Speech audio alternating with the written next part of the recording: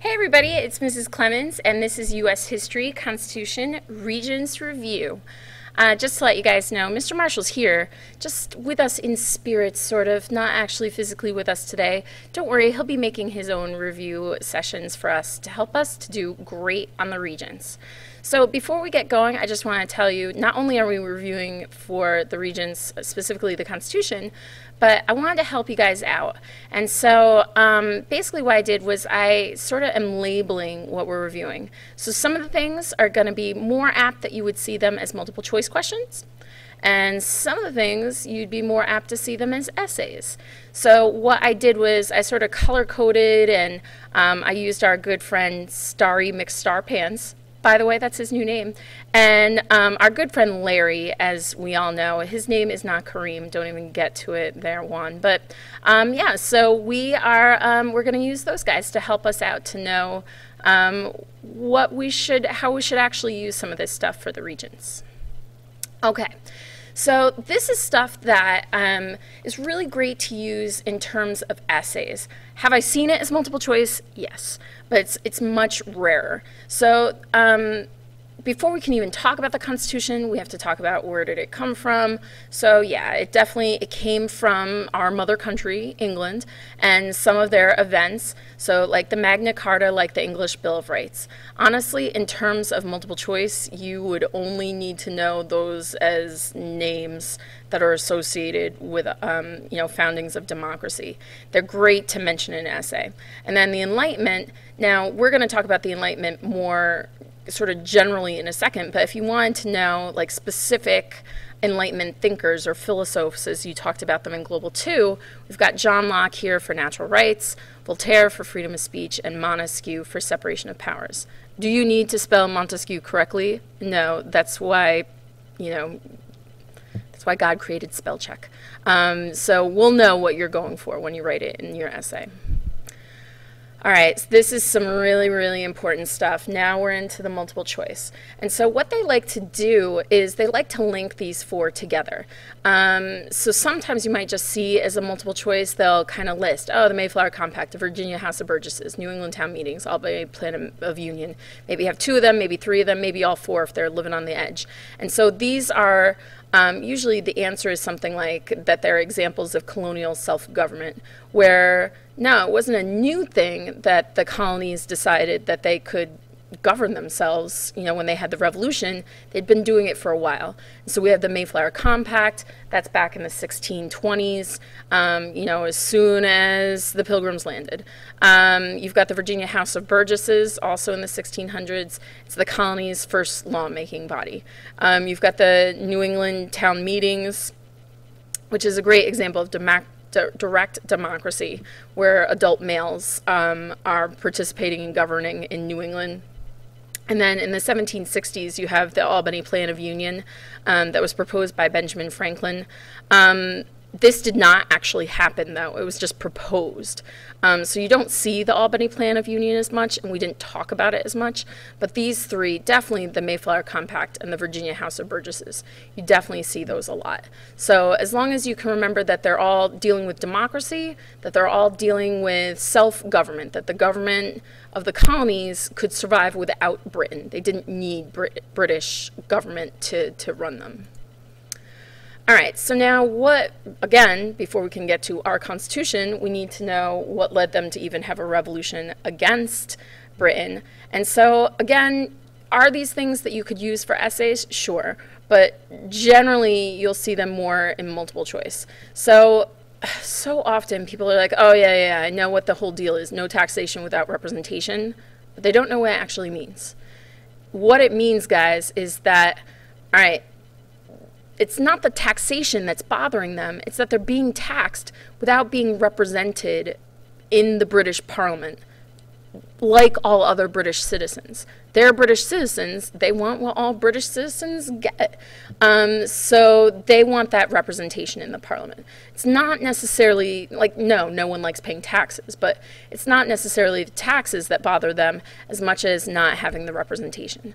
Then what kind of adds into this, or sort of goes along with it, is salutary neglect, and that's how you say it, salutary.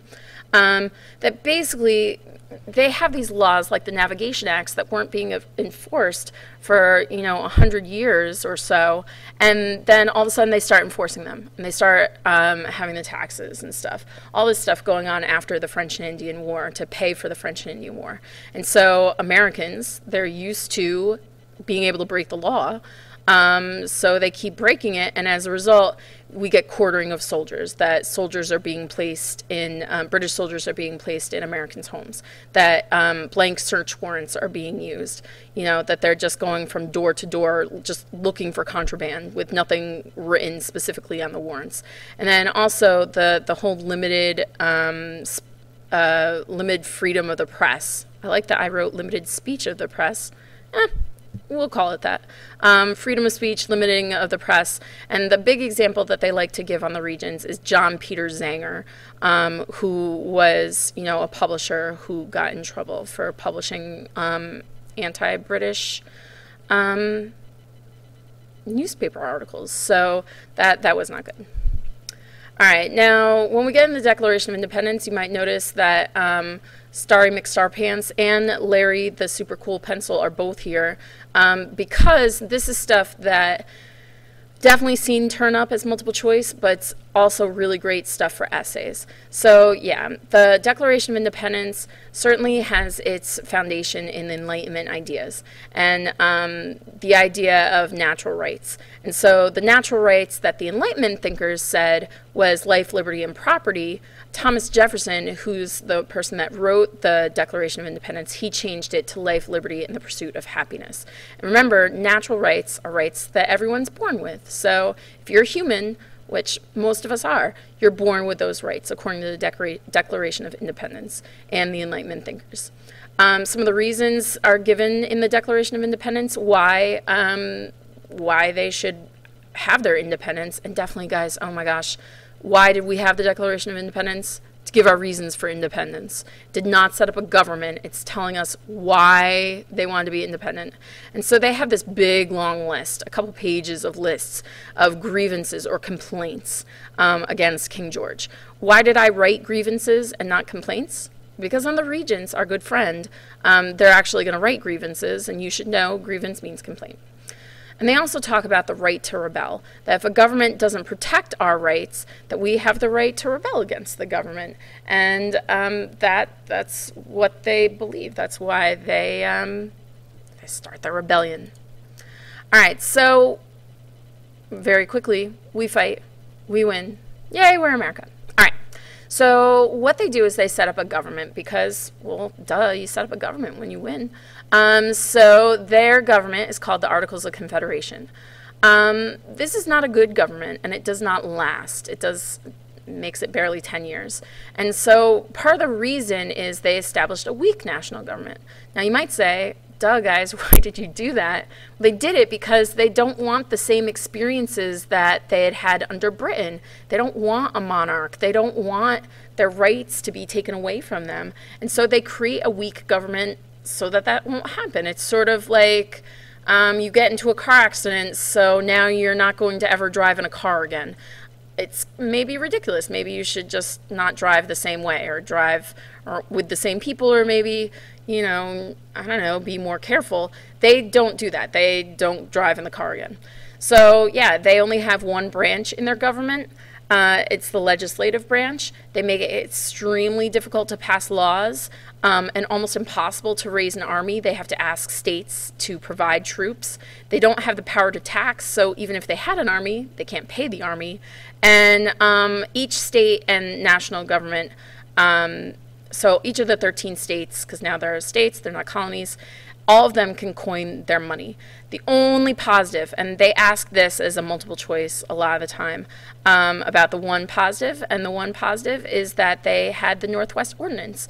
And the Northwest Ordinance said, all right, this is what you need to have to become a state. So you're a territory, and by the way, at this point, the Northwest is like Ohio, Illinois, Michigan. That now, all right, you're a territory. Here's what you need. You need to have a certain population. You need to have a government set up. You need to have a state constitution. Certain educational standards. And they said these territories are not going to have slavery.